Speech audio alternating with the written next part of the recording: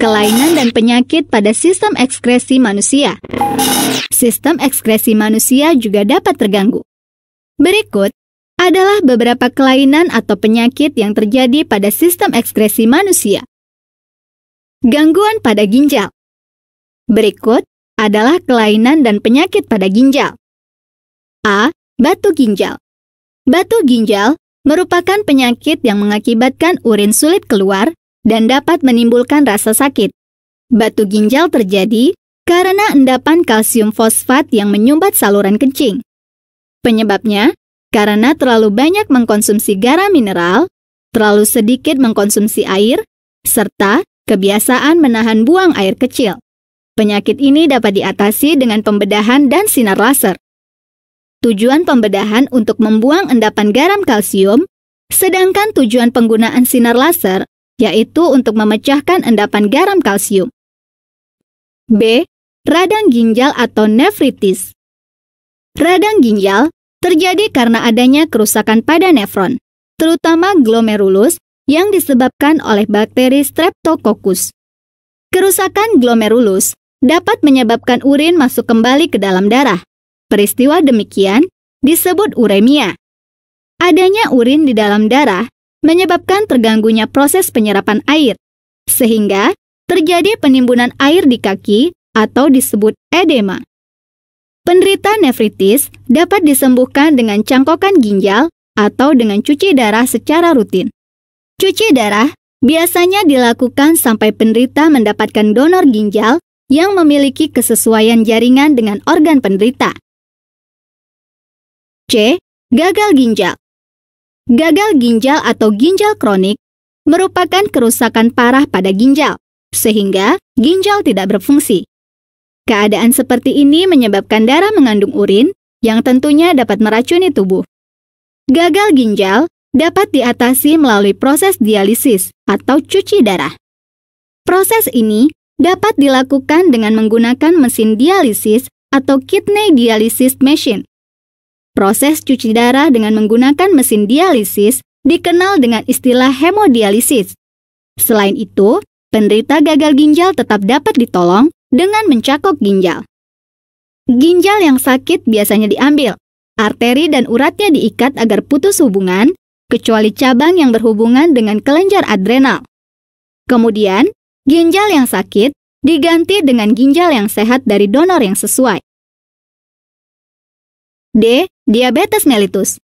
Diabetes mellitus merupakan suatu penyakit yang ditandai dengan terdapatnya glukosa atau gula di dalam urin. Diabetes mellitus sering dikenal dengan sebutan penyakit kencing manis atau penyakit gula. Penderita diabetes mellitus tidak dapat memproduksi hormon insulin dalam jumlah yang cukup, sehingga terjadi kelebihan glukosa di dalam tubuh. Penyebab penyakit diabetes mellitus disebabkan karena pola makan yang tidak seimbang, disertai kurangnya aktivitas fisik, pertambahan usia, genetik, dan stres. Penyakit ini dapat diatasi dengan melakukan diet ketat di bawah pengawasan dokter dan terapi hormon insulin. E. Diabetes insipidus. Diabetes insipidus merupakan suatu penyakit di mana terdapat kekurangan hormon antidiuretik atau ADH yang menyebabkan rasa haus yang berlebihan, serta mengeluarkan urin terlalu banyak terutama di malam hari. ADH atau antidiuretik hormon adalah hormon yang dihasilkan kelenjar hipofisis yang dapat mempengaruhi proses reabsorpsi cairan pada ginjal. Apabila kekurangan hormon ADH, maka jumlah urin dapat meningkat sampai 30 kali lipat dari kondisi normal. F. Oliguria. Oliguria merupakan suatu penyakit yang ditandai dengan sedikitnya produksi urin. Penyakit ini disebabkan karena ginjal mengalami kerusakan. Pada saat tertentu, seseorang bisa saja tidak mampu untuk menghasilkan urin sama sekali. G. Pyelonefritis. Pyelonefritis adalah radang seluruh bagian ginjal. Kerusakan ini sering dimulai dengan infeksi bakteri pada pelvis ginjal yang kemudian melebar ke bagian utama ginjal. Gangguan pada kulit. A. Biduran. Pernahkah kamu menderita biduran? Tahukah kamu bagaimana ciri-ciri orang yang menderita biduran? Biduran disebabkan oleh udara dingin, alergi makanan, dan alergi bahan kimia. Ciri-ciri penderita biduran adalah mengalami kelainan pada kulit seperti timbul bercak atau bentol-bentol kemerahan, sangat gatal, dan sering disertai rasa tertusuk dan panas. Biduran pada dasarnya dapat disembuhkan dan lamanya tiap orang berbeda. Tergantung jenis obat yang diberikan oleh dokter dan ketaatan pasien minum obat. Dan jika biduran disebabkan oleh alergi, maka cara pencegahannya dengan menghindari bahan makanan dan produk kimia yang menyebabkan alergi. B. Jerawat. Jerawat merupakan gangguan umum yang bersifat kronis pada kelenjar minyak. Jerawat dapat muncul karena produksi minyak berlebihan, sel-sel mati, bakteri, kosmetik, serta obat-obatan. Perubahan hormon yang merangsang kelenjar minyak di kulit seperti pada masa menstruasi, kehamilan, pemakaian pil KB, dan stres merupakan faktor pemicu timbulnya jerawat. C. Eksim. Eksim merupakan penyakit kulit yang akut atau kronis. Penyakit ini menyebabkan kulit menjadi kering, kemerah-merahan, gatal, dan bersisik. D. Biang keringat. Biang keringat dapat menyerang siapa saja, baik anak-anak, remaja, bahkan orang tua. Biang keringat disebabkan oleh penyumbatan pada pori-pori yang berasal dari kelenjar keringat. Daki, debu, dan kosmetik juga dapat menyebabkan biang keringat. Pada saat cuaca panas dan kondisi tertentu, tubuh akan mengeluarkan keringat. Tetapi karena adanya penyumbatan, maka keringat tertahan di dalam kulit dan menyebabkan terbentuknya benjolan kecil berwarna merah.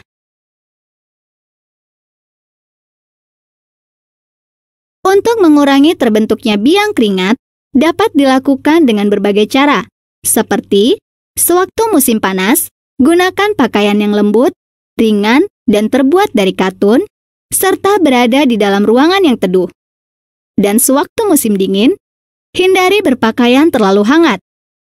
Mandi dengan air dingin dan dengan sabun yang tidak mengandung wewangian atau pewarna yang membuat kulit kering. Dan jika kamu sebelumnya sudah terserang biang keringat, taburkanlah bedak di sekitar biang keringat. Apabila bintik-bintik biang keringat sudah mengeluarkan nanah, sebaiknya segera periksakan ke dokter. E. Psoriasis. Psoriasis adalah penyakit yang mengenai kulit. Ditandai dengan sisik yang berlapis berwarna keperakan, disertai dengan penebalan warna kemerahan dan rasa gatal atau perih. Bila sisik ini dilepaskan, maka akan timbul bintik perdarahan di kulit bawahnya.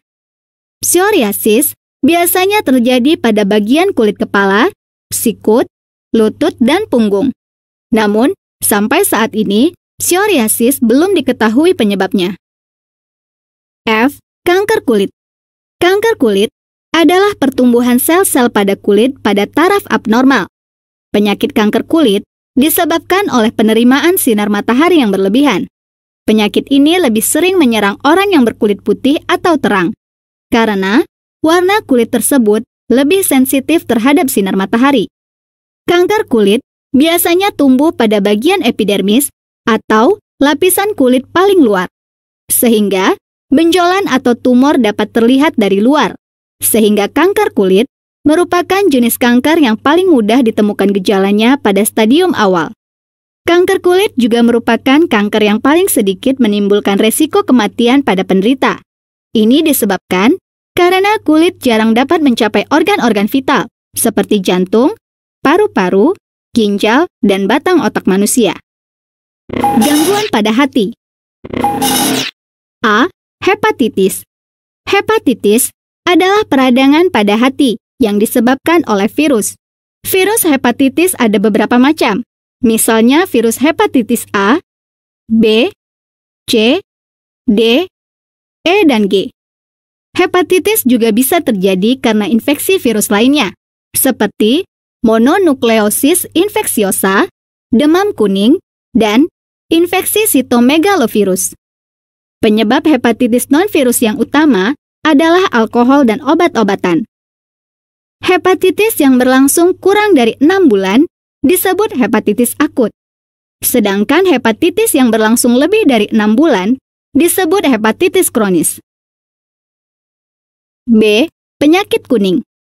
Penyakit kuning adalah penyakit yang disebabkan oleh tersumbatnya saluran empedu yang mengakibatkan cairan empedu tidak dapat dialirkan ke dalam usus 12 jari, sehingga masuk ke dalam darah dan menyebabkan warna darah menjadi kuning. Ciri-ciri penderita penyakit kuning yaitu kulit tampak pucat kekuningan, menguningnya bagian putih mata atau sklera, menguningnya kuku jari, serta menguningnya kelenjar ludah yang disebabkan oleh tingginya kadar bilirubin. Gangguan pada paru-paru. A. Asma. Asma atau dikenal dengan bengek merupakan keadaan menyempitnya saluran pernafasan akibat hiperaktivitas terhadap rangsangan tertentu yang menyebabkan peradangan. Penyempitan ini bersifat sementara. Penyempitan ini dapat dipicu oleh berbagai rangsangan seperti debu, bulu binatang, asap, serbuk sari, udara dingin, dan olahraga. Penyakit ini ditandai dengan susah untuk bernafas atau sesak nafas. Penyakit ini tidak menular, tetapi bersifat menurun. B. Tuberkulosis atau TBC. TBC adalah penyakit pada paru-paru yang disebabkan oleh bakteri Mycobacterium tuberculosis. Bakteri ini menyerang semua organ tubuh, tetapi yang paling sering adalah paru-paru dan tulang.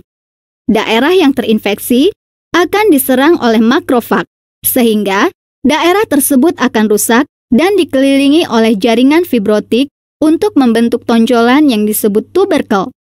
Pada stadium lanjut, akan menyebabkan daerah fibrotik di seluruh paru-paru sehingga mengurangi jumlah jaringan paru-paru fungsional. TBC merupakan salah satu penyakit tertua yang menyerang manusia dan dapat menyebabkan kematian. Pengobatan TBC berlangsung cukup lama, minimal waktu pengobatan 6 bulan, dan selanjutnya dievaluasi oleh dokter. Karena pengobatan yang cukup lama ini, membuat pasien putus berobat atau menjalankan pengobatan secara tidak teratur. Padahal, kedua hal ini fatal akibatnya, yaitu pengobatan tidak berhasil dan kuman menjadi kebal, disebut MDR atau multi-drugs resistant, serta berdampak besar dalam menularkan penyakit pada lingkungan, sehingga jumlah penderita semakin bertambah. Karena itu, pasien TBC diharapkan selama kurang lebih 6 bulan pengobatan tidak boleh putus. C. Radang paru-paru atau pneumonia. Pneumonia merupakan penyakit pada paru-paru di mana alveoli yang bertanggung jawab menyerap oksigen dari atmosfer meradang dan terisi oleh cairan. Pneumonia dapat disebabkan oleh bakteri, virus, jamur, zat-zat kimia, serta akibat dari penyakit lainnya, seperti kanker paru-paru. Penyakit ini dimulai dengan infeksi dalam alveolus, yaitu membran paru-paru mengalami peradangan dan berlubang-lubang, sehingga cairan dan eritrosit masuk ke dalam alveolus. Infeksi disebarkan oleh bakteri dari satu alveolus ke alveolus lain hingga dapat meluas ke seluruh lobus, bahkan seluruh paru-paru. Penyakit radang paru-paru ditandai dengan batuk berdahak, dengan dahak kental dan berwarna kuning, sakit pada dada, demam, dan kesulitan bernafas. Penderita radang paru-paru biasanya disembuhkan dengan meminum antibiotik.